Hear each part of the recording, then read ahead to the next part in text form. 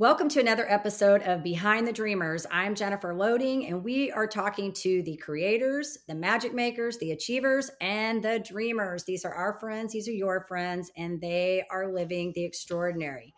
My guest today, super excited to welcome her on, says she has made it her life's work to grow the kind of teams that inspire, influence, and innovate brand experience. She knows just how powerful teams can be when they feel psychologically safe and invested. And she knows just how crucial that is to any organization that wants to rapidly grow and expand. So this is going to be a fun one today. But before we bring her on, we have to welcome I say welcome. We have to do a shout out to our sponsors. We have to welcome them too, but we have to do a shout out.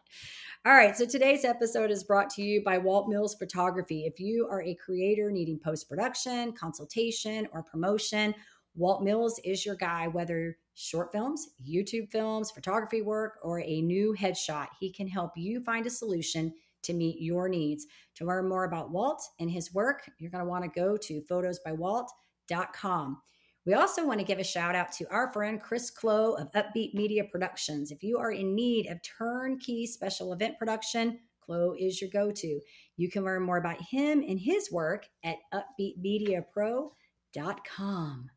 All right, so it's time to welcome our guest to the show today.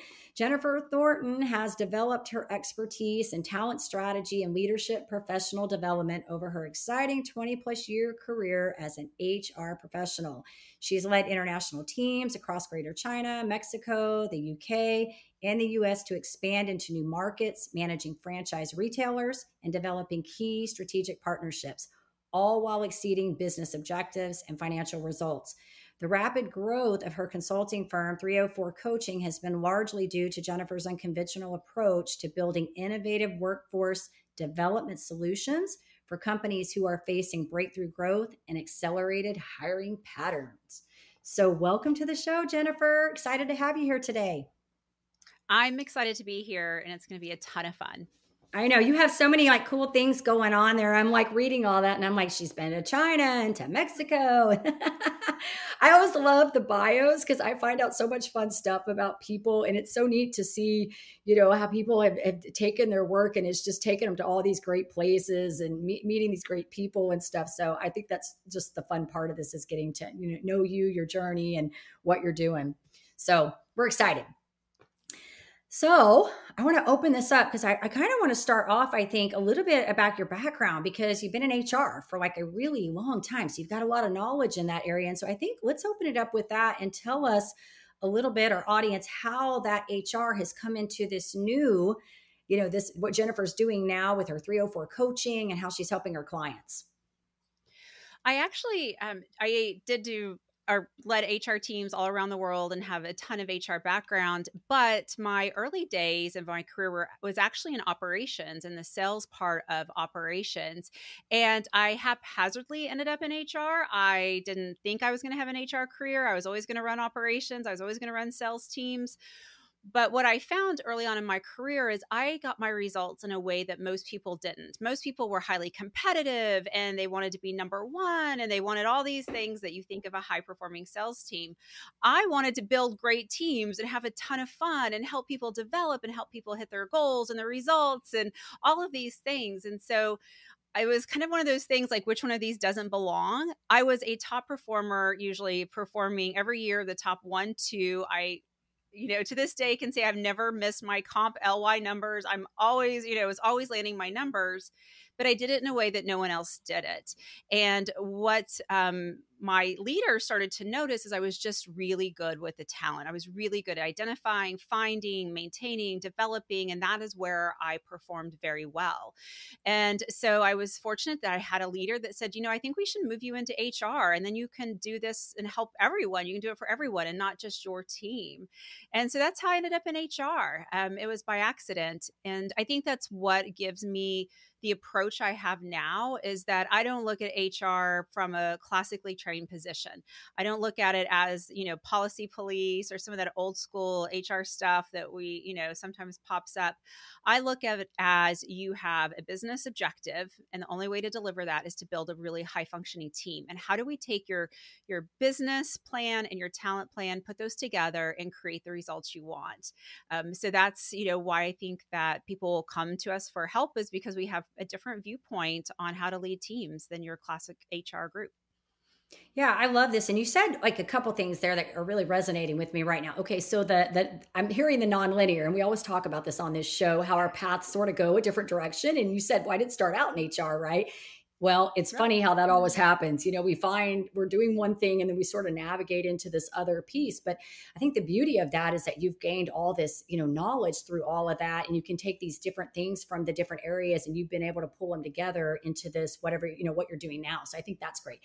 The other thing that you really resonated with me, and when you were talking about it, I actually started getting chills, is when you were talking about the teams, because I think I shared with you that, I came from the network marketing side of things. I was in that organization for 23 years. And so that is all about team building and creating culture. And when you talk about numbers, this was one of the things, and within the organization, that the groups were very, very different. Some of them were very much driven by relational building and how do we create esprit de corps and community and move people this way. And others, it was all about the numbers. It was, how many quotas are we meeting? And it used to drive me crazy because, like you, I believe that people stay in organizations because of culture and community. People, especially women, they will work in companies because of community and culture, right? And so what I'm hearing from you, I really like this whole idea that you're kind of bringing it all together and recognizing that, hey, if we want to keep these companies engaged, we have to do this on a different level than just looking at a spreadsheet and numbers. So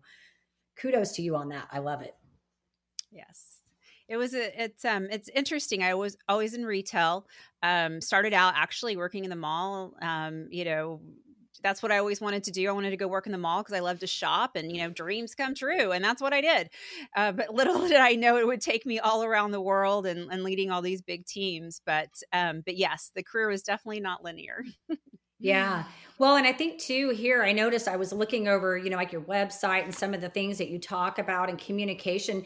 And so, maybe for some of our listeners, because there are people listening to this and some of them are actually, in corporations, they're the employer. Some of them are going to be the CEO of the company and they're looking for the talent, right? And then there's the people like me, myself, who are the solo entrepreneur, that we're still dealing with people, right? We still have to outsource and we have to find the right people. And so what does that look like from your perspective when you're, say, working with these teams? Like, what is maybe some tips that you give them when they're trying to find people, or maybe just on the communication level? I think that's huge.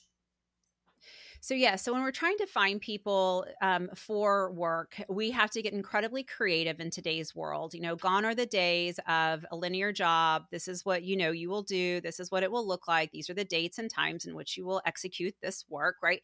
Where we used to get, kind of those kudos for, how many hours we spent in the seat. If you were there before the boss got there and still sitting there when the boss went home, you were the best employee ever. No one ever noticed if you actually got any work done in that time period.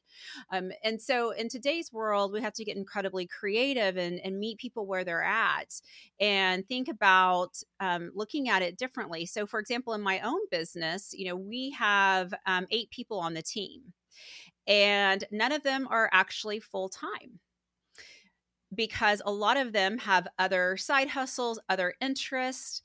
And I purposely built it that way because I wanted to find individuals who were really, really good at what they did and allow them to only do that. Now, I could have gone out and hired 4 full-time people that did a whole, list of different things. And chances are 50% of the time they would disappoint myself and themselves because they'd be doing work they were no good at and work they didn't want to do. But because of the way that we've structured it, our view is you do the work you want to do, you do it really well, you do it when you want to do it and how you want to do it, and you show up in your best self. Now, you think about a traditional office, how does that translate? I'm very lucky. I have a virtual business. So it's a little different. But in a traditional corporate environment, you can look at it the same way. You can look at, is there someone that is so talented and 75% of their job, they knock it out of the park? 25% of it, they really struggle. Do you look at an offer that's 32 hours a week, so they still get benefits, but maybe they're working 4 days a week and they're focused on that 75% they're really good at? There's just so many different ways you can start to look at work in today's world. Technology has changed that. You can look at, obviously, there's enough podcasts that have talked about the workplace and blended approach and virtual. We don't have to get into any of that. But it's really about getting creative and thinking about who can do this work. Why would they want to do this work? How do I find them? Where are they actually at? They're probably not on Indeed. If they're really good at what they do, they're probably maybe even a consultant or at another organization. And go out and try to find them, but then really get to know that candidate and find out what's important to that candidate, and think about how you can structure something unique that delivers on all the things that they want so you get the best work out of them. Yeah. So what I'm hearing from you is really maximizing the effectiveness of the talent that you're bringing on, finding their strengths and really using their time wisely. Am I hearing this correctly? Absolutely. And Okay. what that does is it decreases the stress for that employee. So if I know the only work I'm going to do is work I love and I'm good at, I'm not going to wake up and go, oh, I hope I don't upset so and so today. I hope I got that right. I hope they like what I gave them, right? All that like head stuff that creates fear and decreases innovation. When people get to do the work that they're passionate about and focused on what they're really good at, the mental clarity of the work just becomes better, and people are more likely to continue to do it.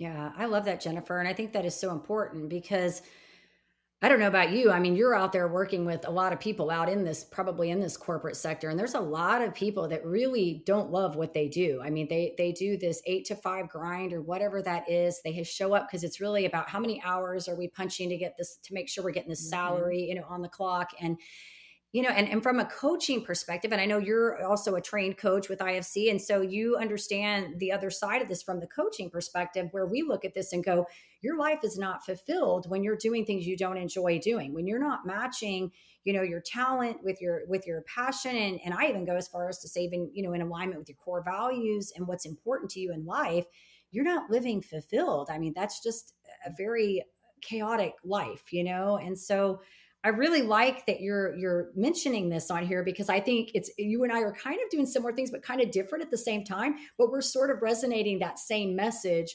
about being effective, not just from the employee side of making sure you're looking for the right thing to do so that it's in alignment with what's important to you, but also from the employer side, make sure you're being effective where you put your people.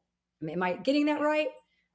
Absolutely. Being effective where you put your people. And then you think about when you hire great people to do great work in a way in which they want to do it. Think of the stuff you now no longer have to worry about. Your turnover goes down.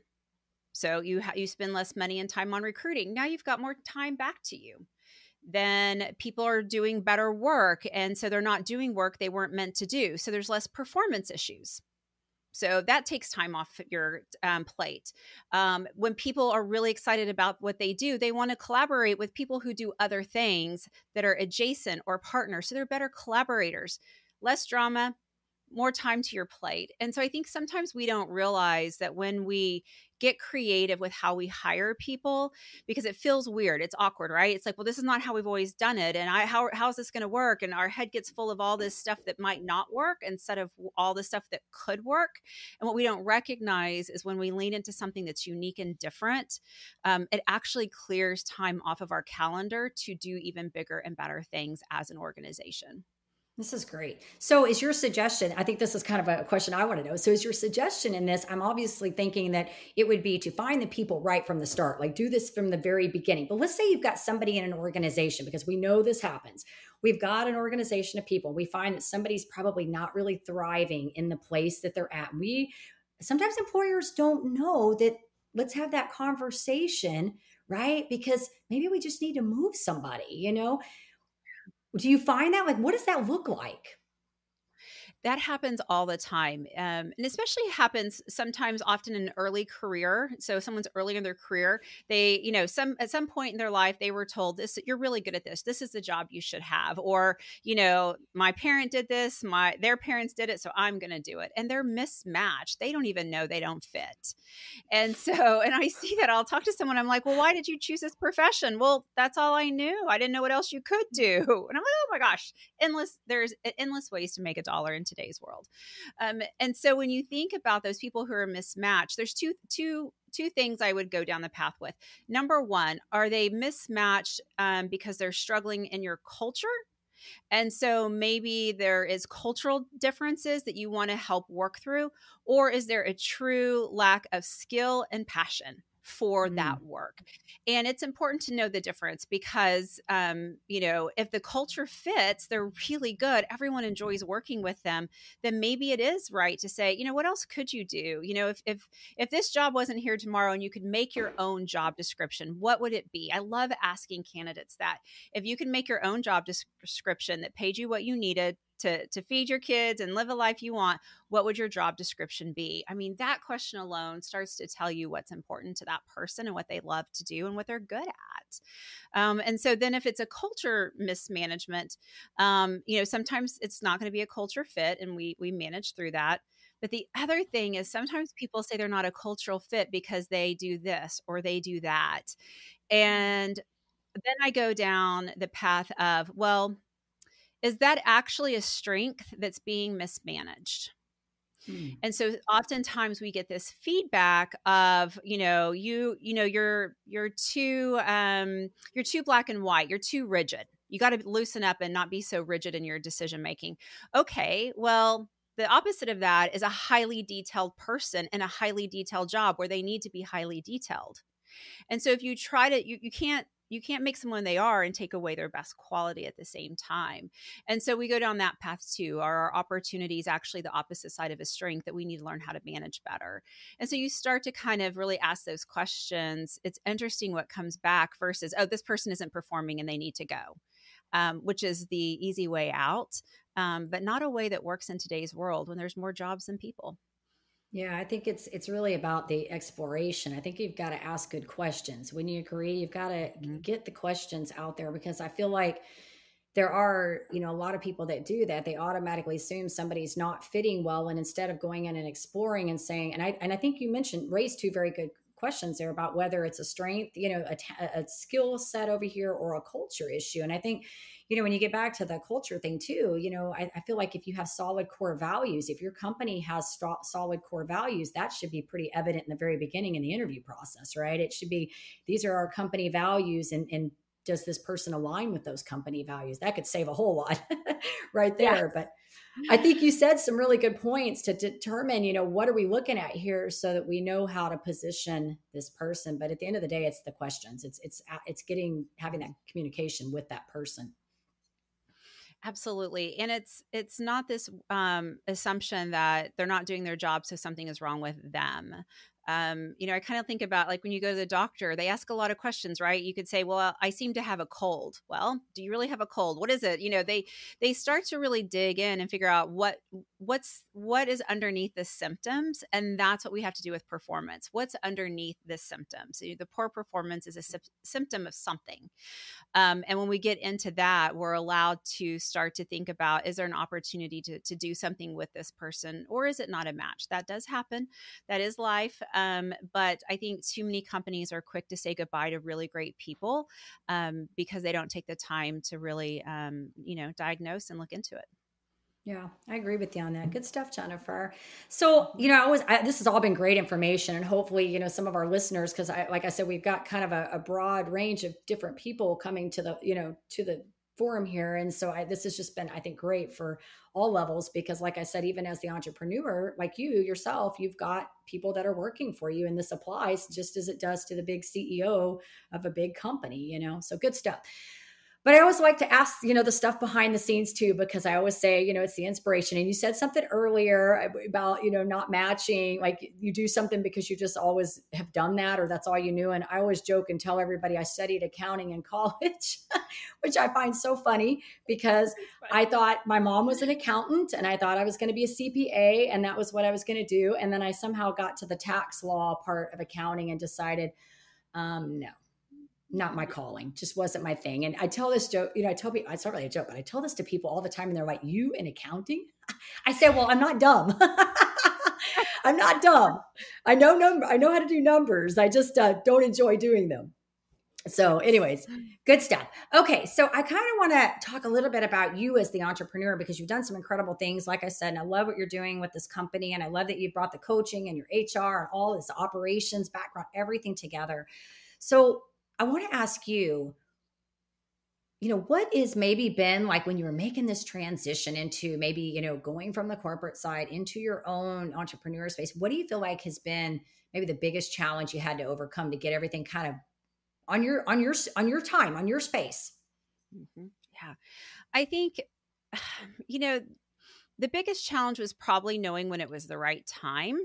And I know everyone will say, jump before you're ready and all that. And yes, that is true in some instances, but I really had to work on my self-confidence.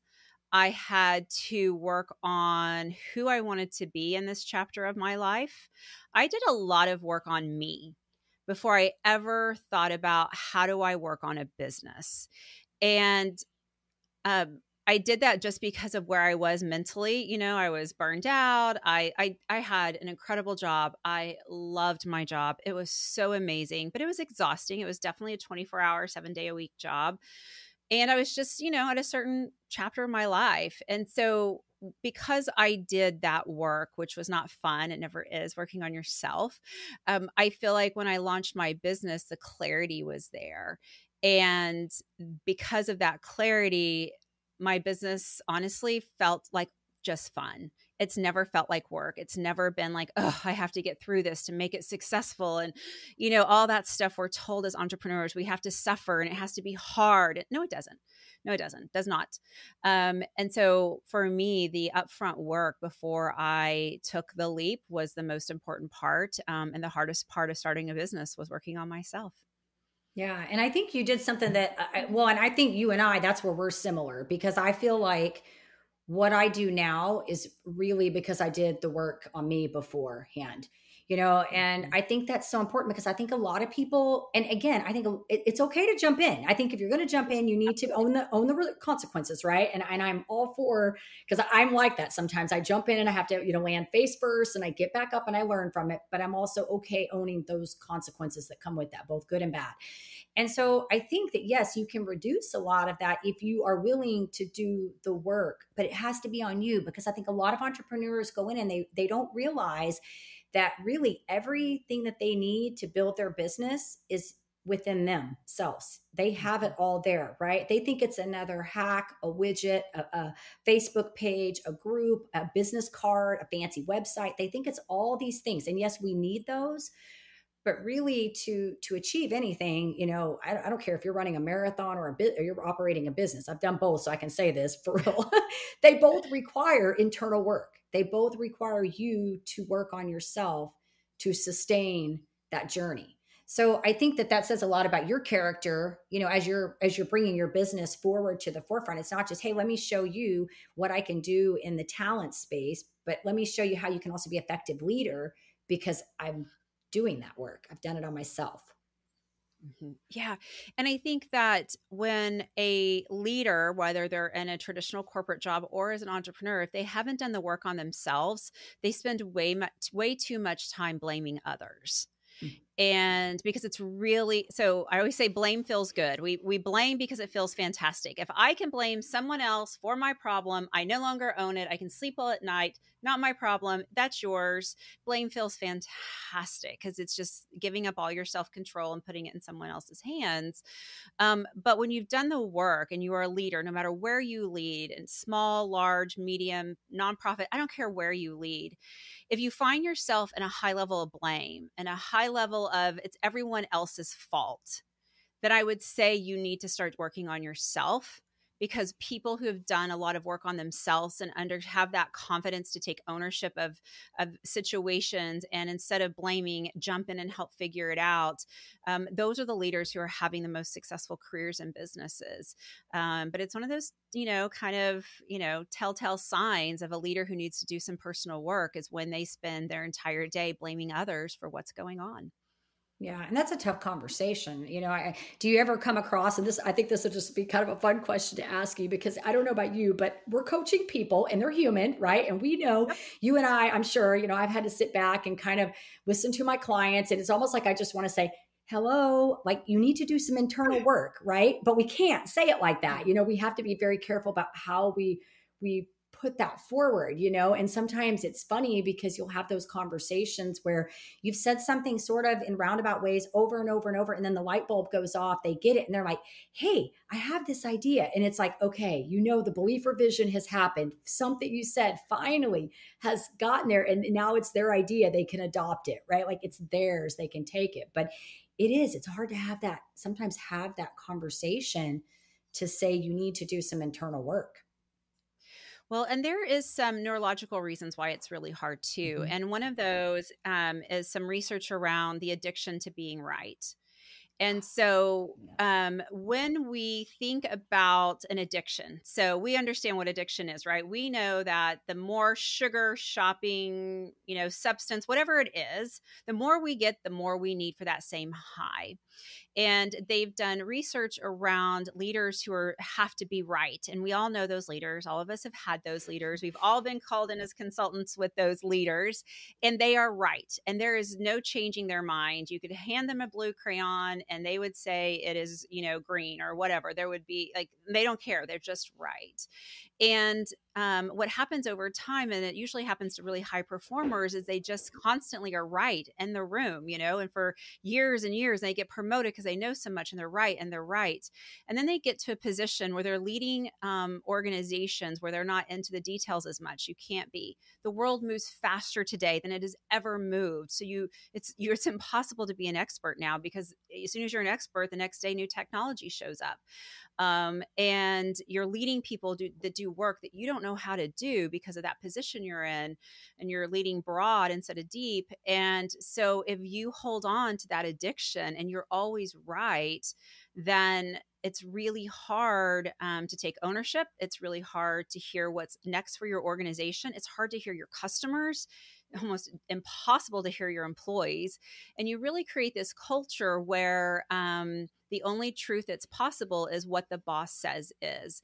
And I've watched companies just go off the ledge, and every employee knew it was going to. Everyone was rowing that boat off that ledge, but they had no other choice because the boss wouldn't, we would say Mm. wouldn't listen, or, was this, but it's really this addiction to always being right and needing that dopamine hit and needing to be the smart person in the room.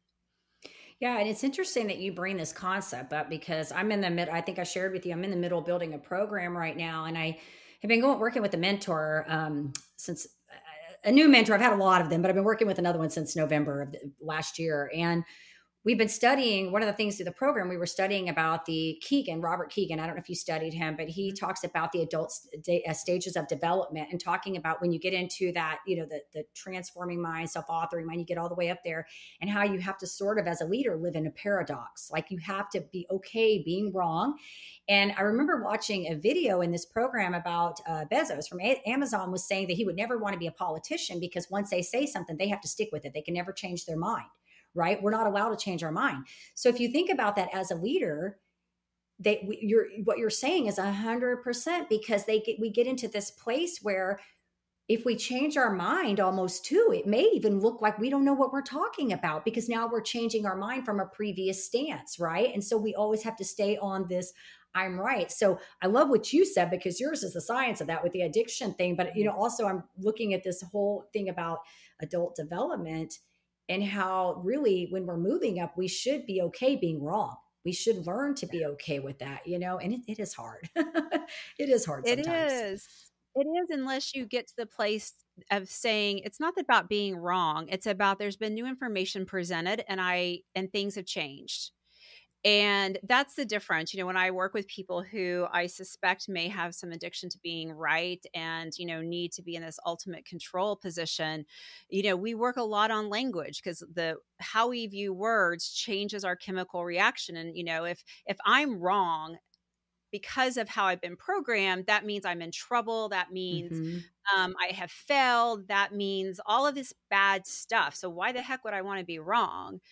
But if I said, I like that idea because you brought more information that I was unaware of. And now that I have more information, I see your point.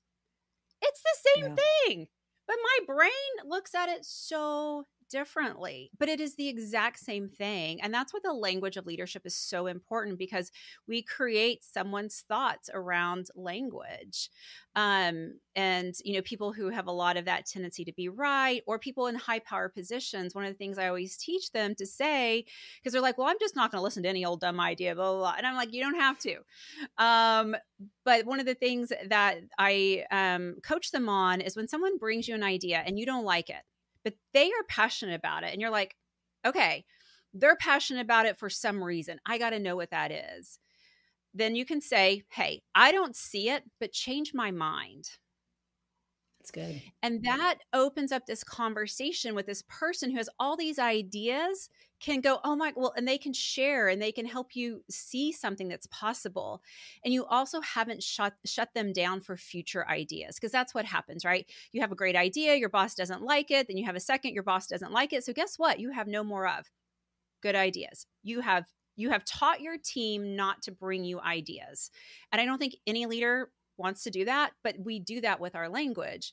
But if you say things like, hey, I don't see it, but change my mind, you're opening up for future conversations. You're telling someone it's okay to think different. It's okay to bring new information to the plate. And it's interesting watching teams as they start to open up and reduce fear of being in trouble or fear of failure. And they start experimenting, they start talking about what's possible in a way in which is celebrated. It is fascinating to see how things move forward in an organization like that. Yeah, those are all excellent points. I mean, as you were talking about this, like I could totally see all this playing out because you have somebody who is a creative person coming with these ideas, and especially if they were shut down when they were younger. Talk about, adaptive challenges and limiting beliefs that are coming to the table, right? You've got this creative person with ideas coming to the table and they're immediately being shut down with their ideas. That's going to revert old feelings for them and shut them down completely. But also, I like what you said about from the leader perspective, just new information was presented because it now gives the leader the opportunity to take some accountability for their behavior and say, look, I can be wrong. It's okay. I don't have to be right. But there's a different wording now. I'm thinking of this a little bit differently because I feel like, if and I don't know, because I've been on both sides. That I've been on the other side where I've been shot down in the idea, and I've also been on the leader side where I've been, like dead set on my idea. I don't want it to change, right? I think we've all kind of been both ways. And I think, looking at that from a different light and saying, it's not that I'm wrong, but maybe there's something new that I didn't see, that I just didn't know about. So yeah, show me what you got. I don't know that I see it happening, but show me what you got. I'm open to listening. Yeah. And because the world is moving so fast and it's become so complex and complex and just emotional and life's just a little bit more honest right now. Helping leaders understand how to go out with a statement and not feel like I can't change my mind, right? Or get them to understand that because a lot of times what will happen is a leader will be like, I don't know what the future holds. I don't know what to tell these people. So they hide and they tell them nothing. And so then it's like, everyone's like, walking around like, what do I do? But you can say things like, I don't know what the future holds. The decision we're going to make today is this. But please know, as the situation or time or whatever it is progresses, be ready for change management because we may have to change our strategy. But based on what we know today, this is the best decision we can make. Be open to change management. And that allows that leader to go out and talk. Yeah. This is good, Jennifer. It's all good. So, Good. all right. Well, you've been amazing. I think you've got so much knowledge there, and I think it's great. Like I said, you've been able to bring your different worlds together. You know, your HR experience and your the other side before the HR, and then take your coaching and kind of mesh all that together to help these leaders be effective. And so, I want to ask you one final question. This is back on the entrepreneur side of things because, like I said, you are one. You're your own entrepreneur.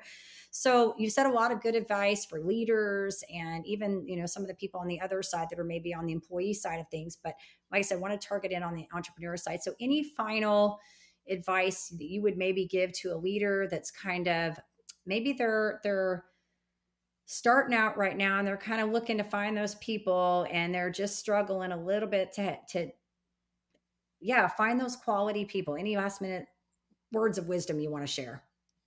Well, always tap into your network, but we know that, good people know good people that know good people. So always tap into the network, and be okay to find, like, if you have about 10 hours of something that needs to be done, go find someone who has the best resume that does that full time at another organization. Reach out to them on LinkedIn and say, hey, have you ever thought about being, a contractor on the side? I have about 10 hours worth of work. You look like you have exactly the experience I need. Would you be open to, working part time? And you can do the work on nights and weekends or whenever is right for you. But if you ever were curious about a side hustle, I'd love to get you started. And that is how I have found a lot of really great people, is because I had a very small job that only was like maybe 10 hours a month, but someone was willing to do it on a side hustle. And it allowed them to, have multiple income streams, allowed me to meet people. If they were good, then they knew more good people. But again, you've got to get super creative on how you find talent to put in your business. Good stuff. All right. Well, this is great. You're awesome. I love what you're doing. So I want to do a couple fun questions with you. This is always my Okay. favorite part because now we get to get like, okay, we're not going to talk any more business now. We're going to talk about the fun stuff. Yeah, let's this the do it. stuff the stuff that makes us human, right? The other parts of us. All right. So let's see. Very first question I want to ask you: first concert you ever attended? Oh, John Cougar Mellencamp with my aunt. Oh my goodness. Was that here in Texas or elsewhere? It was in Oklahoma. But yes, my aunt was always, and it still is, one of the funnest people I know. And I was probably too young to be hanging out with her and her friends at a concert, which is why That's I so always fun. remember it. That's so fun. Yeah, that's fun. I love that. I love this question because I find out some funny things about people like their first concert. Some people get on and they'll be like, "I'm dating myself right now." So fun. Absolutely. Yeah, I was telling, I think it was my husband. I was telling him the other day that like my first concert that I think I went to was when Dirty Dancing was out and I was in middle school. But then like my real first concert I went to where we like had no parental, supervision was at the Summit in Houston. We went and saw Motley Crue and Skid Row. Oh my gosh, So that's like my dream concert. Well, actually, Rats, it was my number one, and then Motley Crue was right behind it. So you and I need to go and, yeah, put on some music and grab a bottle of yeah. wine. Yes. I've actually seen Motley Crue one other time, I think at the Gexa. So I've seen them twice and I've seen Brett Michaels several times. And like, I have just a whole list of Oh, like, people that yeah, I've I seen was Def a Leppard. total hairband girl. I was all about the hair bands. Absolutely. And again, Awesome. yes, dating myself, but hair bands were my thing. Awesome. Awesome. All right. So let's see. Favorite, because you've done a lot of traveling with your work and stuff. So favorite destination spot. Oh, Hong Kong. I love Hong Awesome. Kong. I've Yeah, never been there. Be so it's fun. fantastic. All right. And favorite book. You have a favorite that you like? Oh my gosh. So I read a lot of books. So a favorite is picking a favorite child. But let me think of one that maybe not everyone has ever or not heard of. There's this beautiful book that I've never met someone who's read it, and it's called The Art of Hearing Heartbeats. Hmm. And it is a beautiful, beautiful story across generations. So it just emotionally always stayed with me, and it's not that common. So it's a little golden book out there that a lot of people have missed, but it's This fantastic. is good. And people can listen and get books. But you know what? I didn't even know that you read books. I just assumed because you did coaching and personal development that you probably are like I am and you've read a lot of books. Well, So I I have a actually don't list read. too. I don't. Here's a little secret. I don't read personal development leadership books.